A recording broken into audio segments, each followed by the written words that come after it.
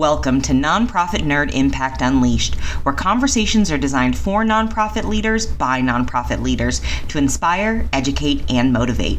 Get ready to dive into the world of nonprofits where the nerdy passion and unstoppable dedication of those making a real impact is celebrated. Together with your host, Jarrett Ransom, the inspiring stories, tactical insights, and game-changing strategies of nonprofit leaders will be explored. Join us for real talk with real people.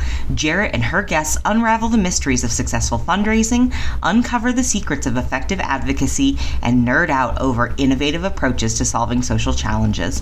Nonprofit Nerd Impact Unleashed is your go-to podcast for no-nonsense discussions with real-life superheroes of the nonprofit sector.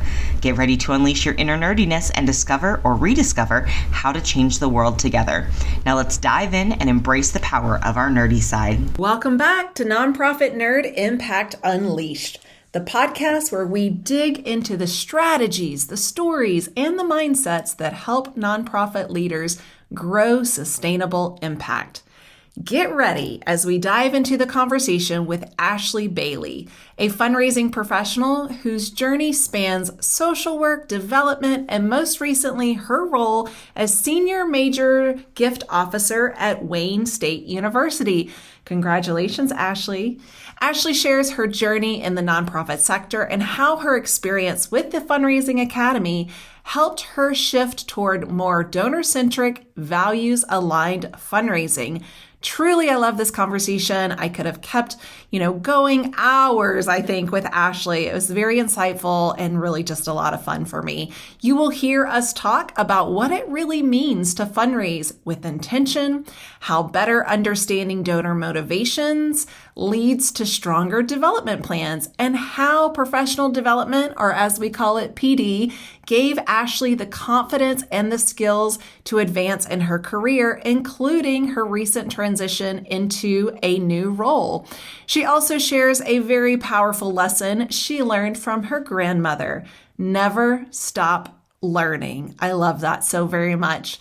Before we jump in, I want to give a quick thank you to our season sponsors, Bloomerang and the Fundraising Academy at National University, for supporting these critical conversations and the fundraisers who make lasting impact possible. Let's get ready. Let's listen to Ashley. Thanks, everyone. Well, hello, everyone. Welcome back. Thrilled to have you here and thrilled to have today's guest, Ashley Bailey. Ashley, welcome. Thank you. Thank you, Jarrett. It's great to be here. Yeah, I'm really excited to have you. Fundraising Academy at National University thought so highly of you to bring you onto this conversation. So thank you for being a guest. And I would love it if you would just start off. Tell us a little bit about yourself and a little bit about your role, or roles plural, because let's be honest, we all wear a lot of hats that you wear in this nonprofit sector that we love so much.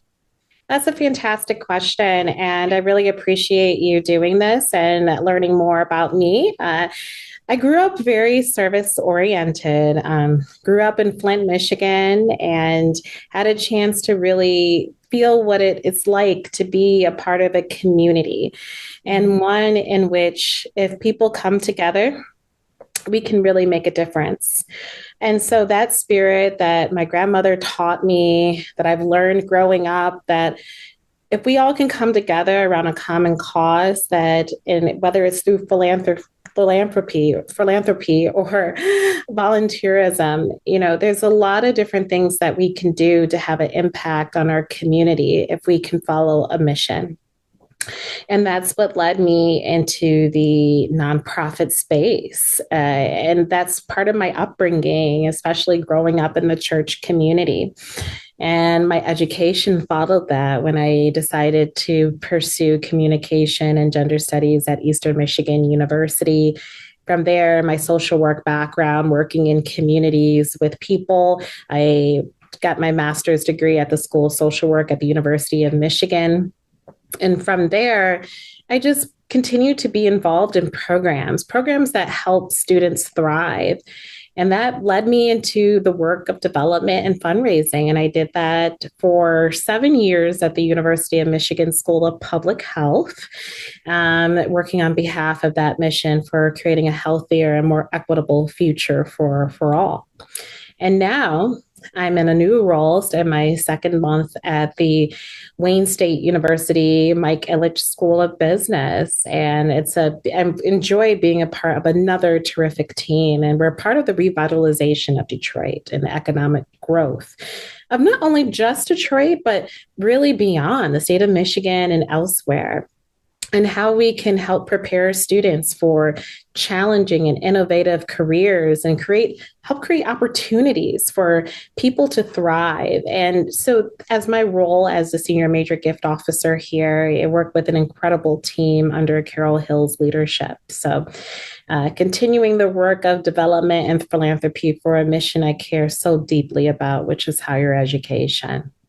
Wonderful. Thank you so very much, Ashley. That was beautiful. I loved hearing the journey. I actually have a very similar story where I got into this work from my family as well, really like baked into my childhood and those experiences. So thank you for sharing that, and congratulations on your recent position there. That's great to hear, which leads me to my question, because I want to know about this very deliberate decision that you made, right, to invest in yourself. You did that by going through the Fundraising Academy at National University training. So I'm really curious, can you share with us what was happening in your career at that time that made you say, this is the right next step for me? Yes. Well, it all stems back from my connection to Jack Alato. And Jack's work I was preparing for the Certified Fundraising Executive exam. I knew I wanted to be a CFRE. And so I participated in his study groups and was able to pass the exam due to his leadership and guidance with the process, as well as some other folks who were in the study groups with me. And after completing that, I became connected to the Fundraising Academy because he's connected to the Fundraising Academy. Yes. And I knew if it had Jack's approval that this was something that I definitely wanted to pursue. The Fundraising Academy offers such a in-depth, practical viewpoint as to how to really do our work and do it well. A lot of the things that I did in the past, it was more theoretical, which is wonderful, and that's a great foundation. But there was nothing out there to really operationalize the work that we do in such a strategic, pinpointed way that offered different avenues to be able to explain concepts in fundraising, whether it was a video, readings, or practical application like developing a development plan. And these are some things that I can take exactly with me to my place here at Wayne State that I could apply when I was at the University of Michigan. And it really helps to have that comfort and that basis in being a great fundraiser. And at the end of the day, what I really enjoy about the Fundraising Academy is that it really helps prepare people to do good work on behalf of the community. And our work is so deeply rooted in public service.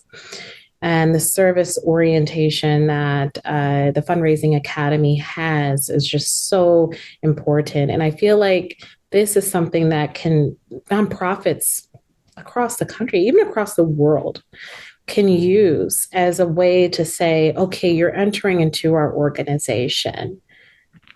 Go through the Fundraising Academy, because here it presents a way that is easily grasp. You can easily grasp the information that's being presented, and people can feel good and confident that they have the skills, the basic skills, to go out and make a difference. And we know that in our work that it's really an honor and a privilege to work on behalf of the community. People are entrusting us with their dollars to be able to carry out our mission. And that's why the Fundraising Academy is such a wonderful place, because they understand that and they take this work seriously. Yeah. And shout out to Jack Alato. Absolutely. Thank you so much, Ashley.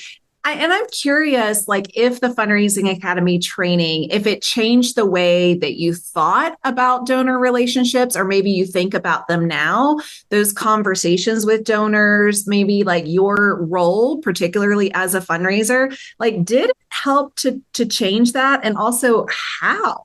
Mm-hmm. Well, it did essentially help change the way I view things. It really puts you in the shoes, in the minds of the donor. We do certain things, exercises that relate to donor persona, thinking about who exactly is our audience and how do we reach them. We had exercises such as do a pitch, create a pitch for your organization, and do that in 30 seconds or so, somewhere around there. And it really got me thinking about the work in a different way. Before participating in the Fundraising Academy, I came to work. I knew the fundamentals. I participated in the CFRE training and things like that. I had been doing development by that time, for about 6 years. Now, what the Fundraising Academy does is it really stops you from just being on autopilot. And it says, okay, think about the work that you're doing. And the training says, okay, I'm sending an email to a donor or doing some donor outreach, thinking about the words that are being used and what's being communicated. It slows it down and makes the work that I do even more meaningful, because the Fundraising Academy forces you to sort of stop and say, why am I doing this? What's the purpose behind this? And what type of impact does it have, not only on the donors, but also the organization and the community? And it provides really this step-by-step template for how to do fundraising. And it's great because, like I said before, I come in every day, you sort of know your work. There's certain things you just do because that's what you've been doing for the last so many years. But what the Fundraising Academy does, it really gets us to think strategically and pause, take a moment and pause and really think about the work that we're doing and approach it meaningfully. It sounds like a lot of intentionality within it. Like I'm right there with you, Ashley. Like a lot of what I do, I feels like autopilot, right? It feels like, okay, it's another day. I'm going to do the same thing that I've done, for 20 plus years. But since I learned the cause selling model, I believe similarly, where I'm like, let's take a pause. Let's see exactly where we are. Let's have these donor-centric conversations, which leads me to, is there a particular moment, a specific conversation, or maybe even an outcome, Ashley, where you realized and really had that conscientious thought of, I'm handling this differently now because of what I learned. Do you find yourself like catching that moment? Absolutely. And it's really involved where the Fundraising Academy talks about the psychology of giving. Mm-hmm. What motivates donors? I was speaking with a donor and it just hit me, like, when he was talking about what motivated him to make a gift, that was it.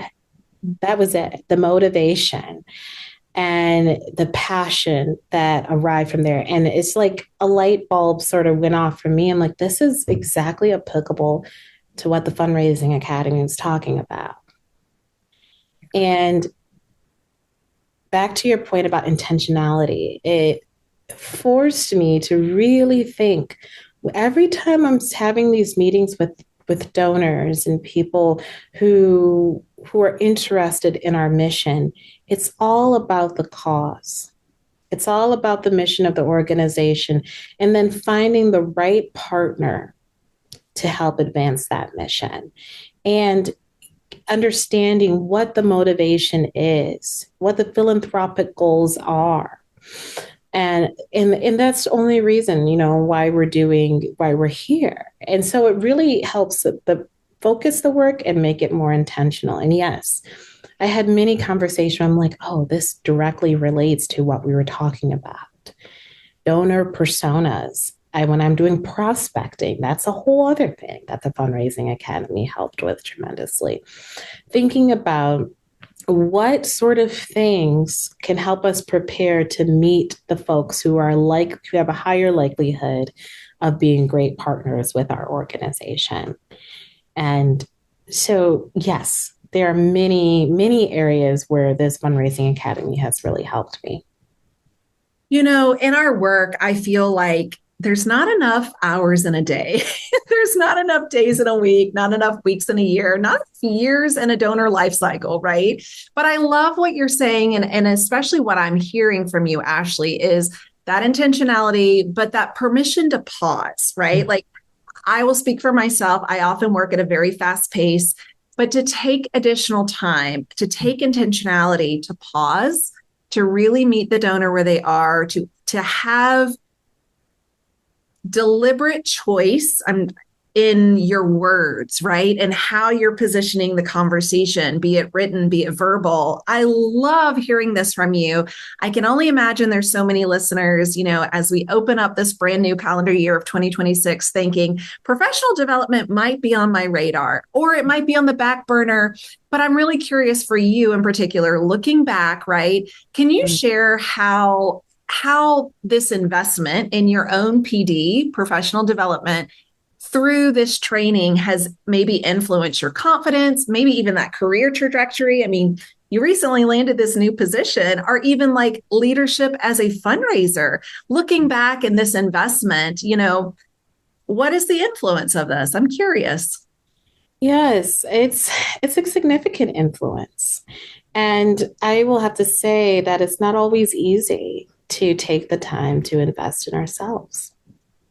Life gets busy, different things come up, and I knew that I was ready to take on more of a challenge and have more of an impact. The Fundraising Academy, not only achieving the CFRE, because that was a big deal for me. Yes, that's huge. Thank you. Congratulations. That's fantastic. Yeah. Thank you. But doing the Fundraising Academy helped give me the confidence to say, you know what? It's time. It's time to think about doing something a little bit more. I mean, the Fundraising Academy is for those who are also ready to be leaders. And that's what I wanted to do. It stretched me, because where did it stretch me? It stretched me in saying, okay, now you do a development plan. And I have to think about all the different things that a leader would think of, and things that I hadn't even thought about before. And this type of training really gave me not only the confidence, but the competency to accomplish the things that I need to do in my role and do it exceptionally well. Now, with the Fundraising Academy, I can always go back and review some of the things that I did. And the assignments that we had, I can take those and apply them directly to the work that we're doing right now. Literally, day one, prospecting. Okay, I can filter out, know where the wealth screening is, where the information that we need to know to reach out to the likely partners for our organization. Cost selling. You come in with a clear idea about what needs to happen. It's clearly, the roadmap is there. Yeah. And the Fundraising Academy does essentially just that. It provides people with the roadmap to be successful fundraisers. And not only to be successful fundraisers, but also to be great colleagues. And they talk about that. They talk about how important it is to build those internal relationships within the organization, and how fundraisers, or those working develop, we're boundary spanners. We also have the internal relationships that we need to develop, and then also the external relationships that need to be cultivated as well. And when I started this new position, I made sure I mentioned that, hey, I participated in the Fundraising Academy. Right. And this is what it did for me. And day one, I came in and hit the ground running. That's essentially what the Fundraising Academy can do for you. You have the tools, you have the resources, and like you said, you have continued access to the resources and a community. CFRE has a community, Fundraising Academy has a community, our sector at large has a community and sub communities. So I love hearing this from you, Ashley.